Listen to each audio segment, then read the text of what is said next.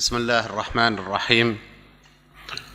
عطوفة مندوب سمو الأميرة سمية بنت الحسن المعظمة الأستاذ الدكتور زيدان كفافي رئيس جامعة اليرموك الأكرم، أصحاب العطوفة والسعادة والأساتذة الكرام، السلام عليكم ورحمة الله وبركاته. مرحبا بكم في هذا الملتقى العلمي الآثاري الذي تقيمه مجلة ادوماتو. لقد سبق أن عقدت ادوماتو الملتقيين الأول والثاني في مدينة سكاكا بمنطقة الجوف بالمملكة العربية السعودية، مقر مركز عبد الرحمن السديري الثقافي الذي تصدر عنه المجلة. وفي هذا العام ارتأى المركز أن يعقد المؤتمر الثالث لادوماتو في إحدى الدول العربية، وقد تم اختيار المملكة الأردنية الهاشمية الشقيقة لعقد المؤتمر فيها بعنوان المياه عبر العصور في الوطن العربي في ضوء الاكتشافات الأثرية، وما ذلك إلا لتأكيد أهمية التواصل الثقافي والحضاري بين المملكة العربية السعودية والدول العربية، وما يؤكد الترابط الحضاري وعلى مر التاريخ منذ استقرار الإنسان في هذه المنطقة التي يعدها علماء الآثار والتاريخ منبع الحضارات وجسر التواصل بين الشرق والغرب. في جلسات المؤتمر اليوم وغدا ستكون هناك 6 جلسات عمل تقدم فيها نحو 35 ورقة عمل تعرض فيها خلاصة أبحاث علمية ودراسات أثرية تدرس تقنيات المياه وتأثيراتها البيئية وتفاعل الإنسان معها على مدى العصور التاريخية المختلفة. ويسعدنا أن يشاركنا اليوم في هذا المؤتمر أساتذة وعلماء في الآثار من جميع الدول العربية، تقريبا من المشرق العربي والمغرب العربي على السواء، وكذلك باحثون كرماء من دول أوروبية وآسيوية صديقة، يجتمعون لتقديم خلاصة أبحاثهم عن المياه في ضوء التنقيبات الأثرية، ما يؤكد أهمية تلاقح الأفكار والمعلومات عن موضوع المؤتمر بين الباحثين المشاركين.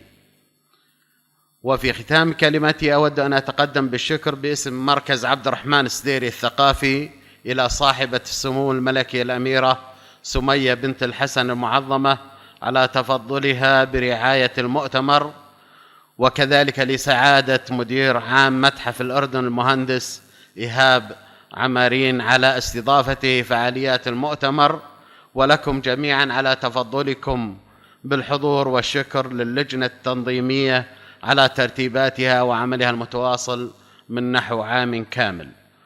وأترك المجال الآن لسعادة الأستاذ الدكتور العباس سيد أحمد لترأس الجلسة الأولى، والسلام عليكم ورحمة الله وبركاته.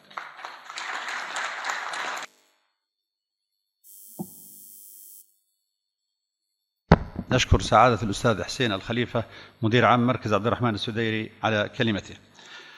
أيها الإخوة، الجلسة الأولى يرأسها سعادة الأستاذ الدكتور العباس سيد أحمد، أحد علماء الآثار الذين نقدر لهم جهودهم وبحوثهم العلمية، وقد رغب بأن يقدم كلمة نيابة عن الباحثين المشاركين مع بداية الجلسة الأولى، فليتفضل. وستبدأ الجلسات إن شاء الله الآن. أنهينا الكلمات الافتتاحية التي أطلنا عليكم فيها، لكن بضاعتنا اليوم هي الكلام والبحوث، والبحوث لا تصل إلا بالكتابة والقراءة.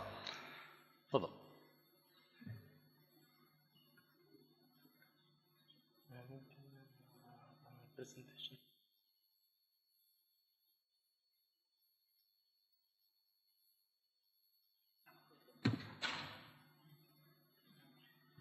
بسم الله والحمد لله والصلاة والسلام على رسول الله. On behalf of the participants of this meeting, it's a pleasure for us to be in this nice city under the umbrella of Her Royal Highness Al-Amira Sumaya bint Al-Hassan, represented here by our colleague and friend Professor Zaidan Al-Kafafi, the Vice Chancellor of Yarmouk University. Grateful acknowledgement is due to Abdurrahman Al-Sideri Center under the directorship of Dr. Ziyad al-Sideri for the continuous unfailing support since the birth of ادوماتو Journal.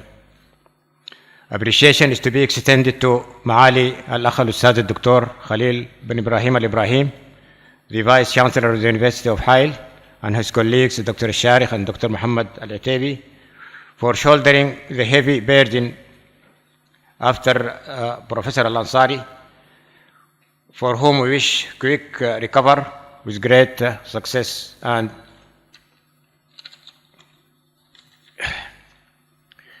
thanks also are due for Ustaz Ihab Amreen, the director of the Jordan Museum, for housing this meeting.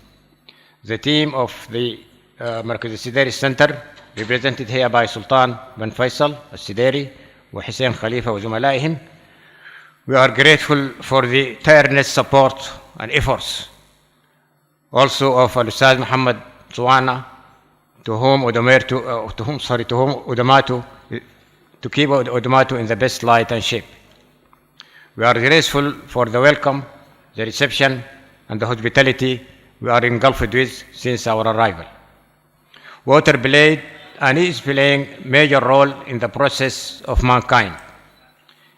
It was source of conflicts and cooperation, took part in religious rituals and divinities, played role in ideology and growth of cities, in division of labor and in identity and communal structure. Accordingly, it deserves such a meeting and concern. يسعدنا جميعا أن نعبر عن عميق شكرنا وامتناننا لسمو الأميرة سمية بنت الحسن رئيس الجمعية العالمية العلمية الملكية الأردنية على تشريف هذا اللقاء، وتفضلها بانتداب الأخ الزميل البروفيسور زيدان الكفافي رئيس جامعة اليرموك لينوب عنه. الشكر لمركز عبد الرحمن السديري تحت قيادة الدكتور زياد السديري على الدعم الهائل والمتصل لدورية ادوماتو منذ ميلادها وخلال مسيرتها. ويمتد الشكر لمعالي الأخ الأستاذ الدكتور خليل بن إبراهيم الإبراهيم رئيس جامعة حائل على تولي قيادة هذه الدورية خلفا للأستاذ الدكتور الأنصاري رغم مهامه وزملائه رغم مهامه الجامعية باقتدار ونجاح. الشكر لفريق مركز عبد الرحمن السديري الحاضرين معنا هنا، الأستاذ سلطان بن فيصل السديري والأستاذ حسين الخليفة وزملائهم على متابعة لم تنقطع لهذه الدورية. والشكر للأستاذ محمد صوان على جهد وعزيمة ظلت ساهرة وراء كل إصدار من هذه الدورية.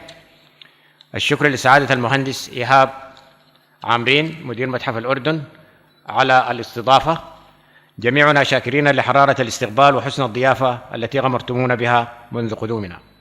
إن اختيار موضوع هذا اللقاء ينم عن رؤية ثاقبة وإدراك حقيقي لمسيرة الحياة ودورها، لقد انعكس دور المياه في كل مناحي الحياة وعبر مسارها كانت ولا تزال ترسم خارطة الاقتصاد بكل فصائله، شكلت علامة بارزة في الأديان الأرضية والسماوية، وحول مصادرها دارت صراعات ونزاعات واتفاقيات، وكونت أساسات لدعائم الهوية، وشكلت دولا وشعوبا، وقسمت فرص العمل.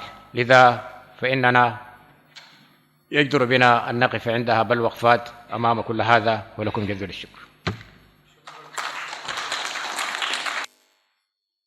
I would like to thank the organizers, the journal, and also Jordan for hosting this conference and for giving me the opportunity to present the results of my talk, of my research in Arabia. I think this is one of the most important resources in Arabia. It's water, not Nestle, it's just the water. And it dictates our life, agriculture yields, and it's such an important resource in Arabia. How do I proceed? And I would like today I would like to present results of our research here on the Arabian Peninsula.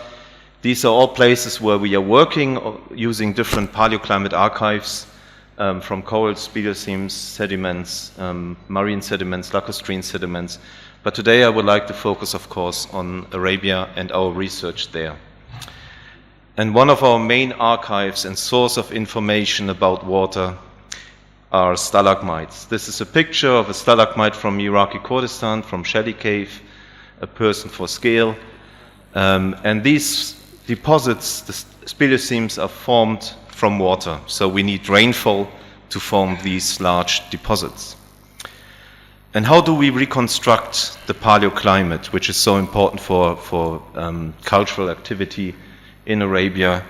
One of our most important proxies is, of course, dating. We must have an idea how old these deposits are, when they were formed. We are using uranium and series dating. You will see a few examples in a few minutes.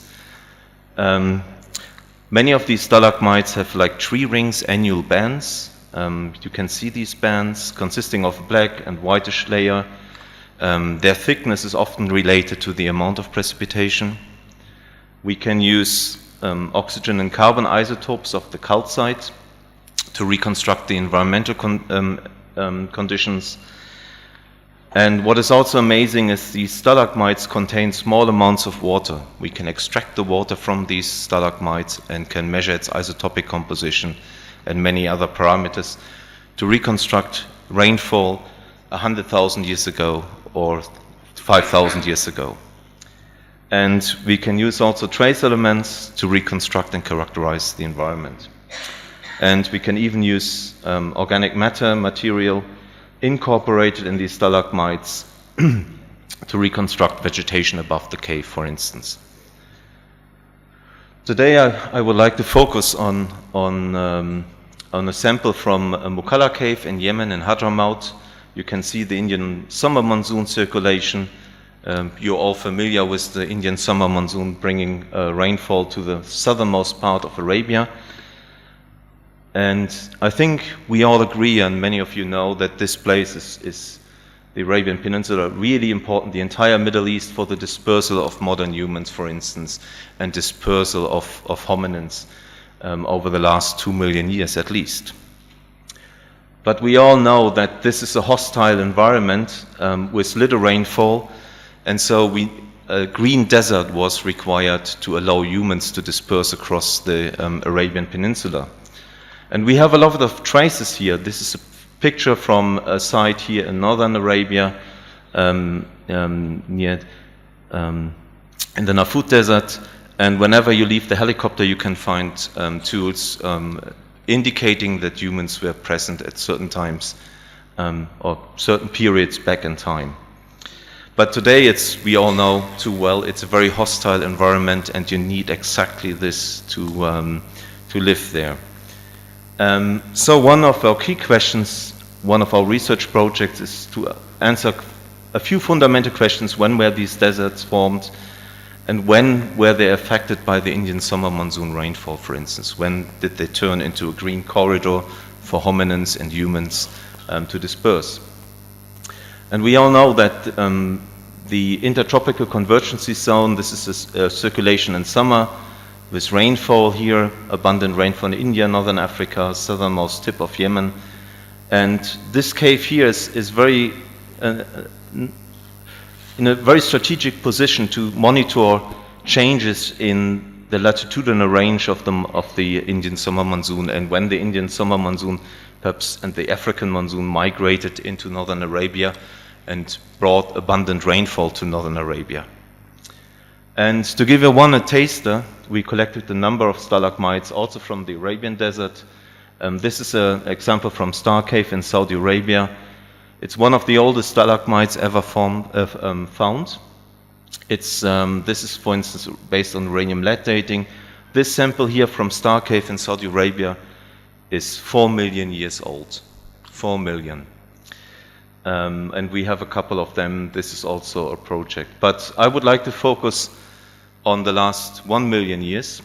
And this is a sample from Hadramaut, Yemen, with 2 people for scale. And we have, for instance, one date down here. Overall, we did 200 uranium-thorium dates and uranium-lead dates on this sample. But the base here of this sample is 900,000 years old. 900,000 years, not 9,000, 900.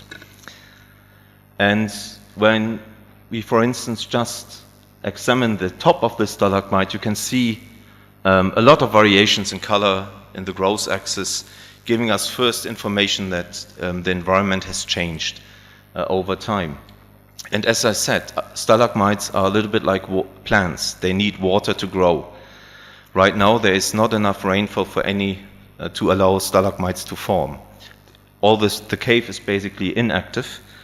So all these periods of deposition are indicating humid intervals. And you can see, based on uranium thorium dating, and I will show you also the age distribution, you can identify different growth phases, indicating when this place received abundant monsoonal rainfall.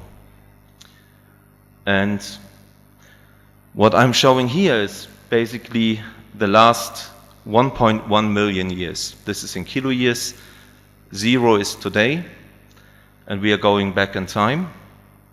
And this here is a record of interglacial periods, glacial periods. So we are living in an interglacial period, but 20,000 years ago it was a glacial period when large parts of the northern hemisphere were glaciated. And we can go back in time, and you can see these very periodic changes between glacial, interglacial periods. And this is a global index, global ice volume. And if we add the information from this stalagmite from Arabia, we can identify several humid periods over the last 1.1 million years. So these green bars indicate periods when the cave in southern Arabia was affected by the Indian Ocean monsoon, when there was a lot of monsoonal rainfall, probably 3 times, 4 times more than today. And this is the Holocene period. We know early Holocene, mid-Holocene period, 9,000 or 10,000 years to 6,000 years ago. Then there was a long period of non-stalagmite deposition, very dry conditions, and then we go into the Eemian, or the marine stage 5E, and we see 3 growth phases, and these are very important for the dispersal of modern humans when they were able to cross the Arabian desert, because during these green intervals back in time, the landscape in southern Arabia looked a little bit like a savanna-type landscape. And we could identify a number of these pluvial periods, overall of around 18 to 19 pluvial periods over the last 1.1 million years. Key result here is we don't have any evidence for pluvial period between 80,000 and 10,000 years ago. This is, of course, subject of very controversial discussions, whether there was a pluvial period. I apologize for this messy plot, but this is again the ice volume index you've seen, the last 1.1 million years. And what we did here for this cave, for this stalagmite, we analyzed oxygen isotopes, and they are related to the amount of precipitation. So whenever we have very negative values in the calcite, that means a lot of monsoon precipitation. And what is quite interesting is the Holocene was one of the driest periods of the last 1.1 million years compared to these previous pluvial periods, which we call South Arabian humid periods, 1 to 16. How much time do I have left? 1 minute more, good. 4 minutes more, good. And so you can see, for instance, 125,000 years ago was one of the wettest periods of the last 1.1 million years. And we are currently combining this with other measurements, and I would like to give you one example. So the take-home message here before I continue is these pluvial periods in Arabia are closely linked to these glacial ice volume changes. And so during warm periods, interglacial periods, exclusively. We never found any stalagmite evidence for growth during these glacial periods. And I would like to give you an example of ongoing research. So when we take isotopes in modern precipitation, and this is an example from Oman, and you can see we can measure the isotopes in modern rainfall. We can also measure isotopes in modern water. And at this cave site, for instance, we have 2 moisture sources, one coming from the Mediterranean with a very specific oxygen and hydrogen isotopic composition, and one from the Indian, from an Indian source with a very specific oxygen and hydrogen isotopic composition. So we can use the isotopes in rainfall and in ancient rainfall to get an idea about the source of moisture, for instance. This is very important. So you can see Mediterranean and a Mediterranean source of moisture with frontal depression systems or a monsoon rainfall source. They have very different isotopic fingerprints. What we can do using the stalagmites, and we are now working on a lot of stalagmites from Arabia, they have small fluid inclusions. This is 50 micrometer for scale. And these inclusions contain small amounts of ancient rainfall of water. And we can extract the water from these fluid inclusions and can measure its isotopic composition. And we are receiving microliter amounts of water. So this is a really state-of-the-art, very recently developed analytical method. 1 minute, yeah, I'm almost done. So what you see here is actually, again, in the red and green, modern precipitation in Oman, and in blue, the blue dots indicate ancient rainfall back to 300,000 years right now. We also collected now and measured water for the sample from Saudi Arabia for 4 or 5 million years old. But you can see that these fluid inclusions, the isotopic composition is pointing towards Indian's monsoon rainfall source.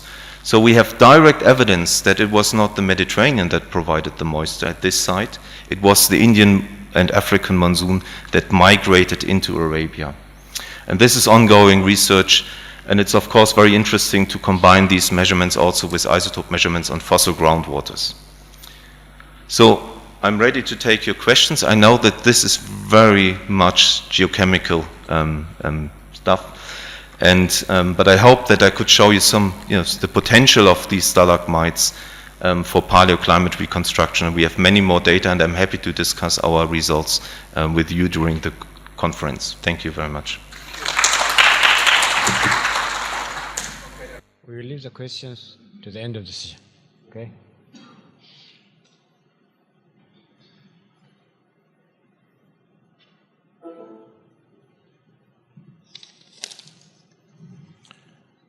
Okay, thanks. Now we leave the floor for Dr.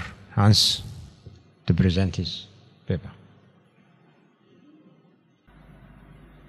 I'm going to talk about a very general topic, Arabian cultures and archaeohydrology. As you can recognize from the title, it will be very political, research political, of course, and stressing the point that at the advent of Arabian archaeology, especially in Saudi Arabia, the triland archaeology, we have to approach with new research agendas.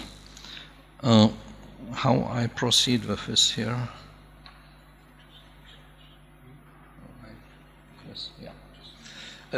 First, I should give a note of appreciation and thanks to Adamattu. This really is most important, that you have risen and promote the topic of water and life in Arabia. The past water management is essential to understand Arab history. It's very simple. I was observing, especially when the work began in Saudi Arabia, that especially the foreigners coming there, they were working in very traditional ways with traditional research strategies, methods and experiences they brought from the favored regions in the Middle East. This I think is a false track. We really have to develop our own methods for the Arabian Peninsula, doing triland archaeology, respecting that we are dealing with deflated landscapes, that cultural developments are simply water-driven, and that all human, technological, and socio-economic development relates to water. Especially archaeologists need to understand what horizontal stratigraphies are, and that they are not working like in tells, but they are working in deflated landscapes. In addition to that, the drylands, they have different kinds of sites. They are not discrete sites with limited boundaries like tells. Especially in the early prehistory, we deal with open landscape sites, sometimes spanning for several square kilometers. This is essential for the protection of these sites. If you fence a part of that, you give a chance that everything else is destroyed outside the fence. So also the concept of what is a site in the dryland is most important to be changed. I'm promoting since a while, and this graph shows you that we still are in the middle of a discussion, that a new subject is created. Like we have archaeobotany, like we have archaeozoology, we should have, for this type of archaeology in the Arabian drylands, archaeohydrology. And archaeohydrology is a new discipline. It should be taught in universities, and it should be promoted by scientists and not by humanities. We are aware that water-related research is done by archaeology. We can call this hydroarchaeological research. But in my work, especially in Saudi Arabia, I understood what we cannot explain the sites without a hydrologist. He is telling me how the hydraulic structures were functioning, which I could not do. I only could identify that it's a hydraulic installment or landscape. So the competences and skills of archaeology, climatology, hydrology, geomorphology, geoarchaeology, and other disciplines have to be connected in this new archaeohydrological research agenda. There is also, I want to pick out only one aspect. When we are digging in the remote areas of Arabian deserts, we always found old Bedouin who are telling us how they managed to get water even in the driest areas, not only by wells, but also by runoff catchment and so on. So this information is lost by the Bedouins disappearing from world. Or living under modern conditions. So it is a matter of archaeohydrology to rescue this information and to keep it for the future in order to have a sustainable water management of a desert in future. Then at one time, certainly the deep wells will fade out of water.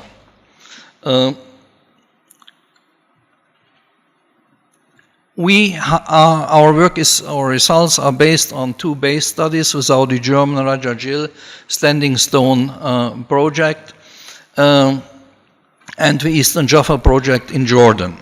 It's multidisciplinary efforts of archaeology, archaeohydrology, geoarchaeology, and paleoenvironmental sciences engaging in this field work.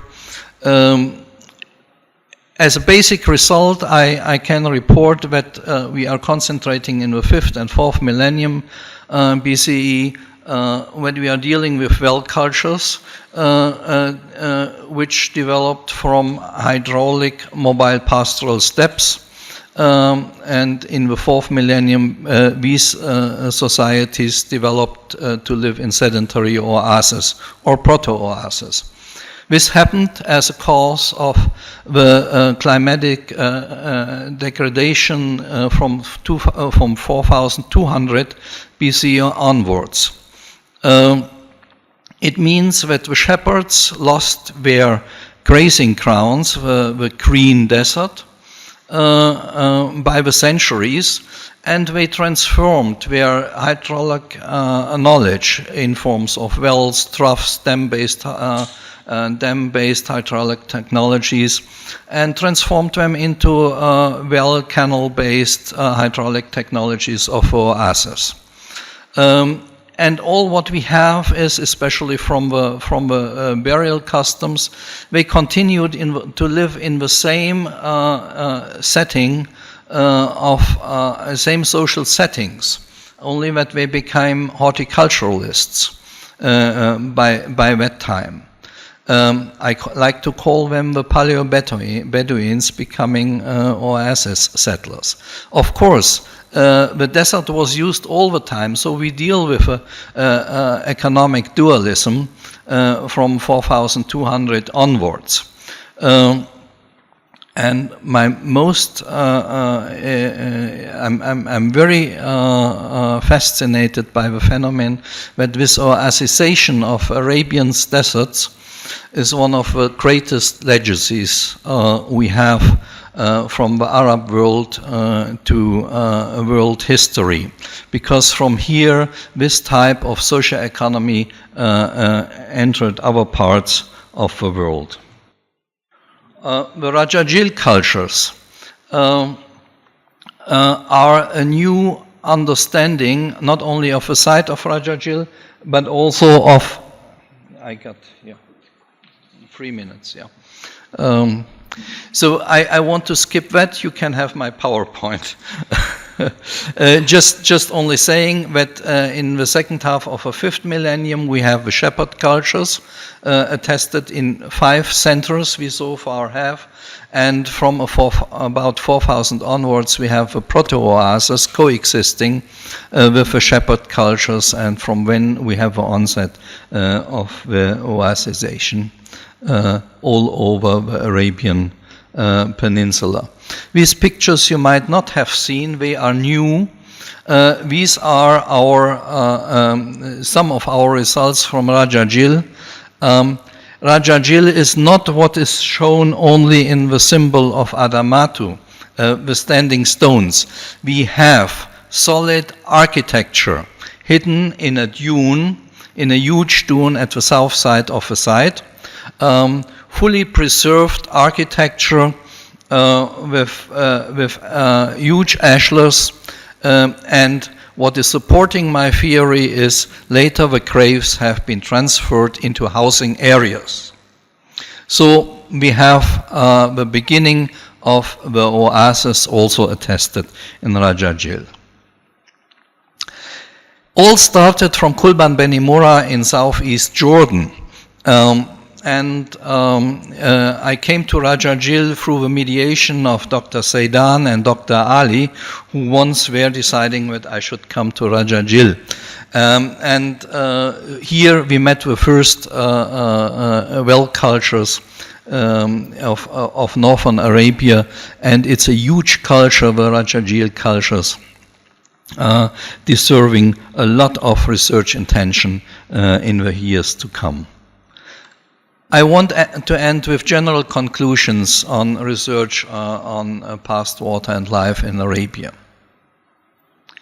Human arid land adaptations in Arabia created specific ecological, socio-economic and technological conditions and patterns of historic developments. They are different from other areas of the Middle East. They are steered by water management strategies reacting to climate development at the first place. If we want to understand Arab prehistory, we can only approach it by water-related archaeological research or archaeohydrological research. In terms of cultural and hydrological perspectives, the basic traits of interaction of vulnerability, degradation, adaptation, engineering, and sustainability in hydraulic achievements and regressions have to be the focus of the future study. Especially, we have to stress that not the Neolithic period made dryland Arabia subject to sedentary occupations. It was only the Oasization of the 4th millennium which made the Arabian Peninsula subject to permanent life. And it is a sustainable permanent life, as you know from the traditional oasis today. And to stress the last point, in terms of cultural anthropology, Arabia's past has to be established and studied as an autonomous field of research. Thank you for listening.